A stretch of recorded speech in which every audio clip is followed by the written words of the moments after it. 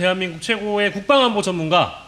예, 그렇습니다. 국방부 장관은 군복 벗고 10년 지난 사람을 세우자는 목소리가 많은 지금 세상인데 이 목소리에 또 자, 지금 또 우리의 관심사인데 조성현, 김문상, 김형기 이 군인들 우린 이름을 똑똑히 기억해놔야 합니다. 이분들이 이제 얼마 전에 또 법정에서 윤석열한테 시원하게 쫑크를 주지 않았습니까? 용감하신 분들이에요. 네. 네. 나는 사람에게 충성하지 않는다. 아 멋있어, 멋있어. 저 그거 너무 좋아해요. 그 앞에 있는데 매기는 거 너무 좋아해요. 면전에서. 예. 이분들 보니까 비육사 출신이라고 하는 건데, 아 그렇죠. 이분들이 왜 이렇게 돋보이게 정의로운가? 저 아. 육사 출신들 보게 되면은 너무 비굴하고 아직도 뭐 거기서 해먹을 게 있는 것처럼 행동하는 것 같고 왜 이럴까요? 예, 그 조성현 대령은 네. 학군 출신입니다. 학군 출신. 예, 그러니까 ROTC죠. 네. 충남에서 ROTC를 한 걸로 돼 있고, 네. 김현태 대령은 저 특전사 1대 대장. 예, 그 저기 왔다 갔다 하는 사람. 그거는 707 특임단장이고, 내 네. 이름이 지금 특전사 1 방금 3명 중에 1명. 김영기. 예, 아니 예. 내가 나이 먹음이래요. 하는데 거기는 저기 간부사관 출신인데 네. 이게 뭐냐면 병사로 입대해서 다시 지원을 해 부사관이 됐다가 야. 장교로 돼가지고 특전대대장까지 간 거거든요. 남들보다 처음 장교로 임명된 사람보다 2배 고생했다고 보면 된다. 네. 근데 이런 저 병사 출신 장교를 옛날엔 갑종장교라고 불렀습니다. 네. 근데 기억나실지 모르겠습니다만 서울의 봄 영화에서 그 주인공이 장태환 수경사령관이죠. 네. 네. 그 사람이 갑종 출신입니다. 장태환이요? 그 저 누구야 그 정우석 씨가 역할했던. 네. 네. 그 사람이 갑종이에요. 그러니까 육사 사조직하고는 체질적으로 안 맞아요. 그런 출신도 서로 그 반란군과 진화군의 관계라는 것에 배경이 되는 겁니다. 그 다음에 김문상 대령은 네. 수방사 작전처장인데 3사 출신입니다. 3사는 뭐예요? 3사는 네. 2년제입니다. 그리고 숫자가 많아요. 예. 6사는 4년제입니다. 네. 그리고 숫자가 작아요. 네.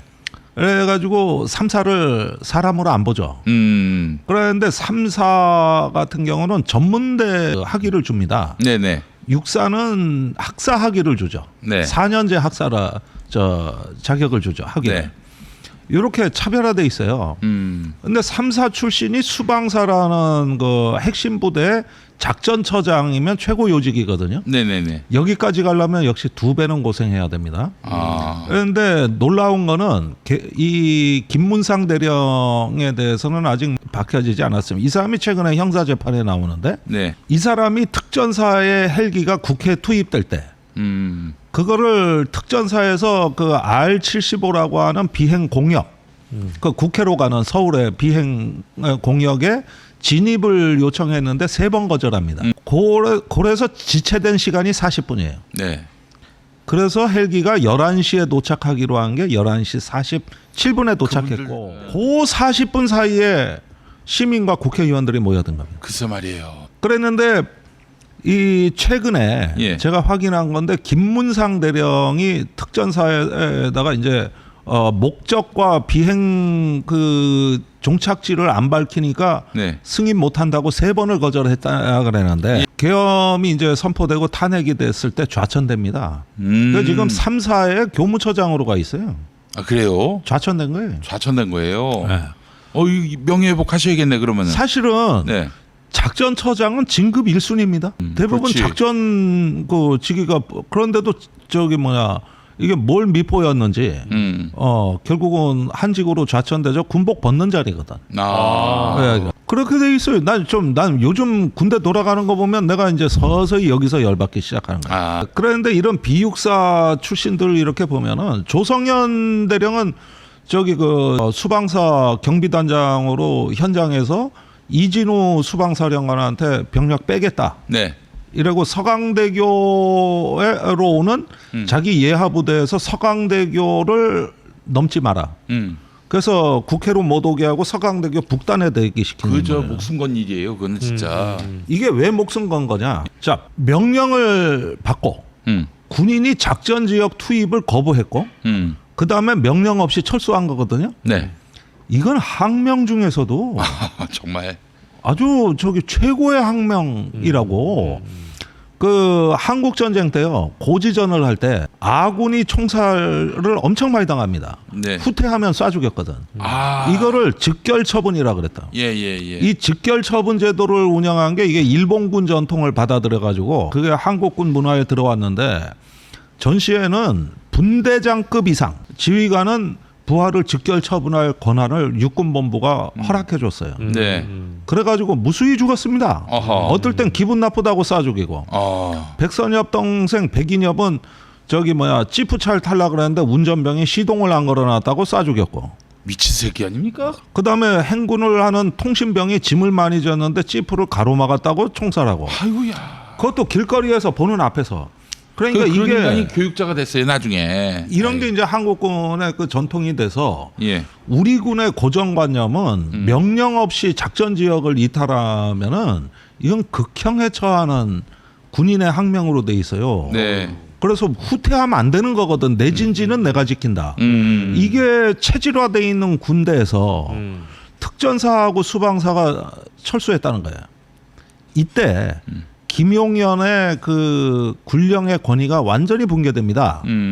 그래서 제가 예비역 장군들 통해서 취재한 바로는 이때 김용현이 공포에 질렸다는 거거든.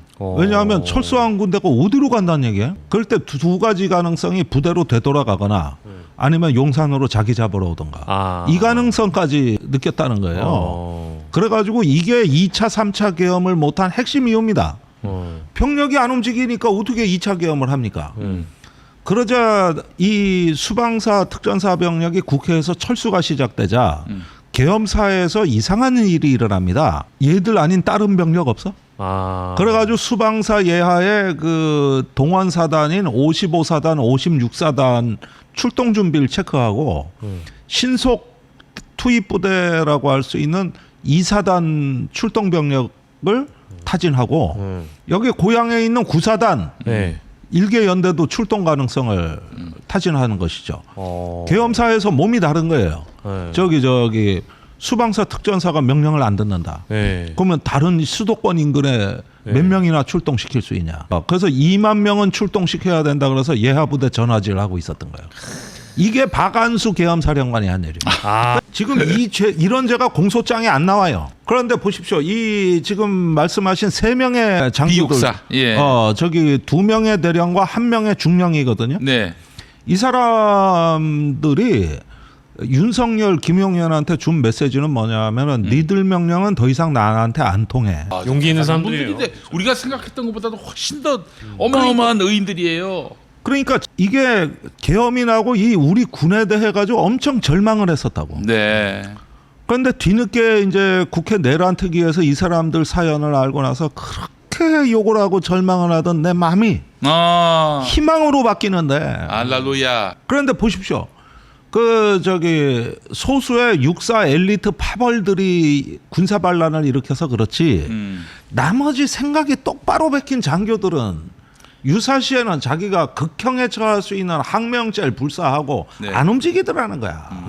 역사의 그러니까. 대의를 믿고 그 양반들은 결행한 거예요. 그렇습니다. 그런데 이 중에 한 명이라도 그 중에 이제 그 특전 일대대장의 증언에 의하면은 시민들이 막았을 때 자기 예하 부대원들도 몹시 흥분한 상태였다. 그때 내가 쟤들 제 앞에 하면 부대원들은 할 수 있었다. 아이고, 그랬구나. 그러면 이제 피를 보는 거요. 그다음에 저기 누구 하나 공포탄을 발사할 수도 있고 총성이 들리면은요. 그때 여의도 국회에서 총성 한 발이 들리면 그날부로 대한민국 민주주의는 끝장나는 그렇지. 야, 내가 먼저 쏜 게 아니야 이러면서. 그리고 막 그 유혈 사태로 순식간에 치닫는다고. 이게 통제가 안 된다고. 그때 김영기는 물러서라. 양쪽이 흥분해 있는데 물러서라. 그리고 그 그 뒤에 철수하겠다고 상관한테 보고하고 그러니까 그때 김용현이 자기 허락 없이 군대가 빠지는 걸 받은 거야. 이때 계엄의 이 구상이 이 지휘 체계가 와르르 붕괴되기 시작하면서 연쇄적으로 2차, 3차 계엄이 막아진 거고. 그 얘기 들어보니까 김용현이가 걱정했던 부분이 지금 명령을 듣지 않는 그 군인들이 자기를 잡으러 올 수도 있겠다. 그 생각을 했다는 거죠. 그 생각을 용산으로 총포리를 돌릴 수 있다. 왜냐하면은 저기 현행 작전 중에 이 군대가 그렇게 이상징후를 보이면은 네. 지휘관은 의심할 수 있거든요. 네. 거기에다가 분명히 위헌 위법적인 행위를 하는데 저 예하 장교들이 이걸 교정하겠다고 나서면은 자기를 체포하러 올 수도 있는 거거든요. 용산으로 쳐들어올 수도 있는 거예요. 이게 그래서 김용현이가 중과부적이란 말을 한 게 거기서 나온 것이군요. 그렇죠. 예. 그러면서 뭐 마치 이제 그때 가서는 이 작전이 안 된 걸 다시 합리화하는데 예. 그리고 윤석열은 지가 철수시켰다. 예. 이렇게 거짓말을 한 거 아닙니까? 그러니까 이 장교들이 보기에는 이 윤석열, 김영현이 얼마나 나쁜 놈인가. 그런데 차마 군인이니까 상관을 모욕할 수는 없고 참고 있다가 구속되고 파면되니까 이제는 내가 안 참지. 이래가지고 재판장에 와서 시원하게 질러버렸어요. 그래가지고 윤석열 면전에서 나는 사람한테 충성하지 않는다 하면서 윤석열을 유도에 한판 쓴 같이 매다 꽂아버리는데 통쾌하다는 분들이 많았어요. 윤석열이 한마디도 이런 거에 대해서 반박을 못했습니다. 네. 한마디도. 그러니까 그런 장면들이 참 뭐랄까 절망스러운 국민들 마음속에 또 희망의 한 줄기 빛을 주는 것 같고 뭐 사실은 예전에 박정훈 대령 구속영장 그 군사법원에서 기각됐을 때도 비슷한 감정이었는데 이번에 이제 이런 장면들 보면서 예. 좀 통쾌하고 희망이 있다 이런 생각이 들죠. 군이 이제 옛날의 군이 아니에요. 네. 사실 진짜 아니 물론 그러니까 우리가 서울의 봄 영화에서 마지막 크레딧 영상이 나올 때도 관객들이 자리에서 일어서질 못했습니다. 네. 특히 청년 계층일수록 이거 다 실화냐? 예. 이랬거든요. 예. 그러면서 그 서울의 봄을 보면서 한없이 슬프고 절망스러운 것이 어떤 좀 예술적으로 묘사가 됐는데 그 영화가 개봉된 바로 그해 연말에 예. 이번에는 전혀 다른 반전을 현실에서 본 겁니다. 그러니까 이번에 서울의 봄은 79년 12.12 서울의 봄이 거대한 서사로 지금까지 와서 정말 깜짝 놀랄 반전으로 새로운 서울의 봄을 만든 그러네. 이게 얼마나 역사적인 서울의 봄인지 지금. 내러티브 서사냐. 맞습니다. 내가 예. 이런 점에서는 참 이 참 감회가 북받쳐 오르고 네. 거기에다가 저기 12.12에 이어가지고 이듬해 광주 5.18을 겪고 그다음에 87년에 9차 개정 헌법에서 이 광주의 교훈을 담아가지고 헌법에서 천명한 게 국회 과반수가 의결하면 계엄은 즉시 해제한다. 즉시 해제한다. 그래가지고 이번에 그 조항으로 인해서 대한민국 민주주의가 회복이 됐는데 이거는 돌아가신 5.18 영령들이 우리를 지켜준 거예요. 그럼요. 예. 그분들이 우리를 살린 거예요. 그래서 한강 작가 말대로 죽은 자가 산 자를 도울 수 있는가? 도울 수 있다. 그래가지고 그 시절의 그 역사적 아픔이 오늘날 우리를 어떤 유혈 사태가 벌어지고 대한민국 민주주의가 끝장날 위기에서 우리를 구원하셨다. 우리가 거기에서 다시 생명과 평화와 민주주의의 어떤 축복을 받았다는 거. 이건 정말 제가 우리 청년들에게 참 고언을 드리고 싶은 게 이 역사의 무게를 정말 제대로 인식해야 된다는 거예요. 그걸 3명의 장교가 일깨웠다 그러는데 내가 참 내가 이런 어떤 그 군에 대해서 내가 이런 희망과 이런 어떤 복음을 내가 접한다는 게 내가 군사 전문가로서의 자긍심을 느낀다. 내가 알겠습니다. 보람을 느낀다. 내가 신앙 간증 같습니다. 신앙 간증. 의원님, 윤석열은 언제 다시 구속됩니까? 그거야 모르죠. 그 지금 막 탄원이 빗발치고 있는데. 네.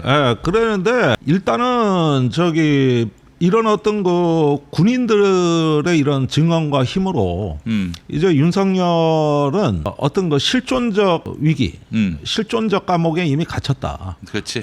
이제는 인신의 감옥이 남아 있는 거거든요. 네네네. 그거는 이번에 판사가 좀 이상해서 그렇지 언젠가는 이루어질 일이고. 그럼요. 우리가 예. 반드시 이루어야 된다고 생각해요. 이미 증거가 차고 넘치기 때문에 내란 아니다 이런 판단이 나올 가능성은 없죠. 그런데 이미 예. 지기현 판사가 윤석열한테 짜증을 내기 시작했어요. 자꾸 끼어드니까 이제 그만 좀 하시라니까. 이제는 지기현도 인내 한계를 넘었어. 근데 지금까지 좀 뭐랄까 지기현 판사가 보여준 모습 때문에 걱정하시는 분들은 이거 나중에 뭐 감형해주거나 이런 일이 있을까봐 걱정하시는 것 같아요. 무기징역이 아니라. 뭐 이제 공수처의 수사가 또 맞느냐 이런 절차적 문제가 제기될 가능성이 높고요. 그러다 보면은 우여곡절이 있죠. 그런데 참 뭐 계엄 이후로 지난 넉 달간 우리가 정말 이 사법 스트레스가 말도 못하게 많습니다만은 역사는 굽이굽이 돌아가도 결국은 가더라 바다로. 이제 이렇게 믿고 대처하시는 게 준비하시는 게. 알겠습니다. 오늘 나오신 김에 네. 그 또 군사안보 전문가이시면서 청와대에 계셨기 때문에 잘 아실 것 같은데 만약에 이재명 후보가 대통령이 된다. 어디로 가야 됩니까? 대통령실로 들어가야 합니까? 지금 용산에? 아니 뭐 분명히 용산은 아니라는 거는 뭐 오히려 국민의힘 후보들까지 주장하니까 이건 논쟁할 거리가 아닌데. 예. 근데 이제 현실은 봐야 되겠죠. 사실은 그러면 대체지가 있느냐? 뭐 세종이 궁극적인 종착지라 하더라도 준비가 필요하고. 예. 그 그러다 이미 아직 보니까 짓지도 않았는데 뭐 그러니까. 예. 땅 파기부터 해야 될 일이고. 예. 그러니까 참 대통령이 난민이 돼 버렸어요. 난민이 됐어. 청와대를 다시 갈 수도 난민이 없고. 됐는데. 예. 근데 일단은 제 생각에는 저 청와대의 그 중요 시설들을 보니까 다 봉인 조치를 해놨더라고. 그 건물의 시스템이라든가 위기관리센터 같은데. 그건 그대로 있단 말씀이세요? 예. 아. 그대로 있어서 네. 약간 손을 보면 가동은 되겠더라고요. 어. 그래서 일단은 하나의 과도적 그 집무실로 청와대를 쓰시는 게 맞는 것 같다. 다른 대안이 없다. 네. 그런 것들은 이제 전문가들이 잘 검토해서 예. 그러면서 이제 임기 중에는 어떤 그 행정 수도를 완결짓는 방향으로 가시는 게 어떠냐 그런 생각이 듭니다. 그 실제로 그 청와대에 계셨던 분들 그 이제 민주정부 때 그분들은 청와대 고쳐 쓸 수 있다 이 얘기하세요 지금 실제. 예. 그 대공포도 다 바꿔야 되겠네요. 그럼 지금 용산 쪽으로 해서 둘러싸고 있는데. 그런데 예. 거기 경비병력이야 용산으로 왔지만 네. 그러나 그 진지나 예. 시설은 그대로 남아 있거든요. 그렇지. 그래서 그것도 오랫동안 노하우가 축적돼 있기 때문에 네. 쓸 수는 있다고 봅니다. 예. 알겠습니다. 그래서 당장 이재명 대통령이 어디 가서 일해야 될지 궁금해하시는 분들이 있는데 그럼 관저는 청와대면은 관저 걱정할 필요가 없겠네요. 그렇죠. 그것도 약간의 준비만 하면 되죠. 예. 약간의 준비를 하기에는 당선증 받자마자 대통령인데 그게 참 그러니까 어쩔 수 없이 국방부로 가기는 해야 될 것 같아요. 용산으로 가서 일단은 한 며칠이라도 거기서 이제 6월 4일 0시부로 대통령이거든요. 네.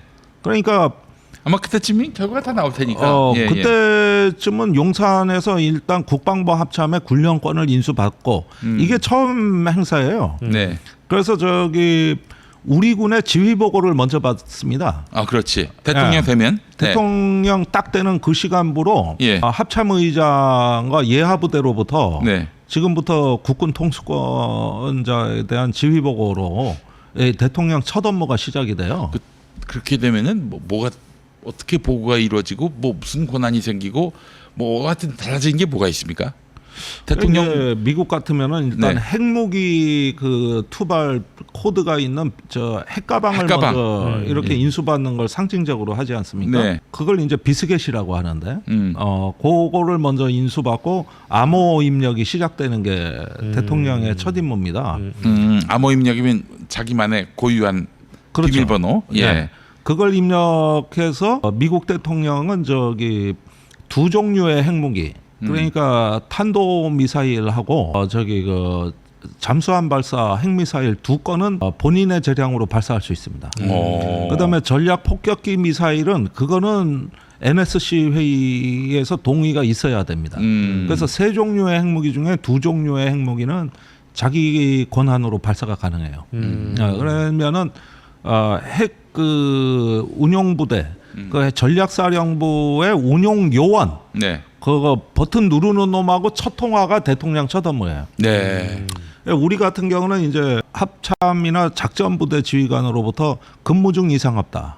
북한 동향 특이한 게 없다. 네. 지금부터는 대통령의 수명을 하겠다. 이런 지휘 보고를 받는 게 이제 첫 시작. 첫 번째가 되는 것이죠. 알겠습니다. 아이고 듣다 보니 시간이 벌써 가슴에 설레기도 하고 시간도 다 됐고. 예. 네, 제가 대통령 취임과 관련해서 일반인들이 모르는 거 이런 거. 예, 이런 거. 이런 거 앞으로 저기 대선이 이제 가까워지시면은 네네. 이런 것들을 많이 소개해서 대통령 권력은 요렇게 이양이 되고 운영이 되는 거구나. 네. 이런 것들 제가 이제 국무총리 비상기획위원회에서 총괄과장으로 있었는데 거기가 우리나라 전쟁 대비하는 충무계획을 관장하는 데거든요. 네네네. 전시전환, 전시정부, 네. 요거 운영하는 부대들인데 그런 데서 이제 끊임없이 이제 스터디하고 겪은 게 이 비상시에 국가가 어떻게 운영되는가. 네. 그다음에 대통령은 뭐 하자는 자리인가. 예. 이런 것들 들여다볼 수 있었죠. 예. 아이고 참.